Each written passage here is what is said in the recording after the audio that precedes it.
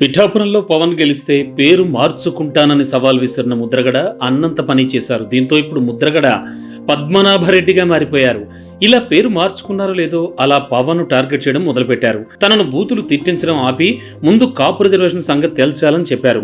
రాష్ట్ర కేంద్ర ప్రభుత్వాలు పవన్ చెప్పినట్లు వింటాయని, ఇలాంటి అవకాశం ఉన్న సమయంలోనే కాపులకు న్యాయం చేయాలని డిమాండ్ చేశారు ముద్రగడ. ఇలాంటి సమయంలో ముద్రగడకు సొంత కూతురు నుంచే మళ్లీ షాక్ తగిలింది. ఎన్నికల ముందు జరిగిన పరిణామాలు తండ్రి కొడుకులను విడదీశాయి. అయితే ఇప్పుడు ఇలా పవన్ ముద్రగడ ఓ మాట అన్నారో లేదో ఆయన కూతురు క్రాంతి ఫైర్ అవుతున్నారు. పవన్ ని ప్రశ్నిస్తావని అన్నా అంటూ ముద్రగడ కుమార్తె క్రాంతి ఓ ఘాటైన ట్వీట్ చేశారు. తన తండ్రికి ఇంటికి పరిమితమై విశ్రాంతి తీసుకుంటే బెటర్ అంటూ హితో పలికారు. ఎన్నికల సమయంలో ముద్రగడ పద్మనాభం కుమార్తె క్రాంతి తన భర్తతో సహా పవన్ కళ్యాణ్ కలిశారు. జనసేనకు జై కొట్టారు. తండ్రి వైసీపీకి మద్దతు తెలపగా కుమార్తె క్రాంతి జనసేన గెలవాలని కోరుకున్నారు. అప్పట్లో తన కుమార్తె తన ఆస్తి కాదంటూ ముద్రగడ చేసిన వ్యాఖ్యలు సంచలనంగా మారాయి. మళ్ళీ ఇప్పుడు ఆ వివాదం మొదలైంది. తండ్రిపై కుమార్తె ఘాటు వ్యాఖ్యలు చేశారు.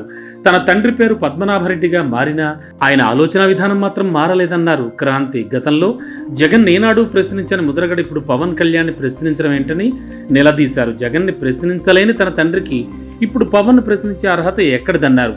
పేరు కూడా మార్చుకున్నాక కాపుల గురించి ఆయన ఎందుకు మాట్లాడుతున్నారని అడిగారు. సమాజానికి ఏం చేయాలనే విషయంలో పవన్ కళ్యాణ్కు స్పష్టత ఉందని, తన తండ్రికి మాత్రం లేదనిపిస్తోందని చెప్పారు. తన తండ్రి శేష జీవితాన్ని ఇంటికే పరిమితం చేసి విశ్రాంతి తీసుకోవాలని సలహా ఇస్తున్నానని, మరో దఫా పవన్ కళ్యాణ్ విమర్శిస్తే గట్టిగా ప్రతిఘటించాల్సి వస్తుందని ట్వీట్లో తండ్రికి వార్నింగ్ ఇచ్చారు క్రాంతి.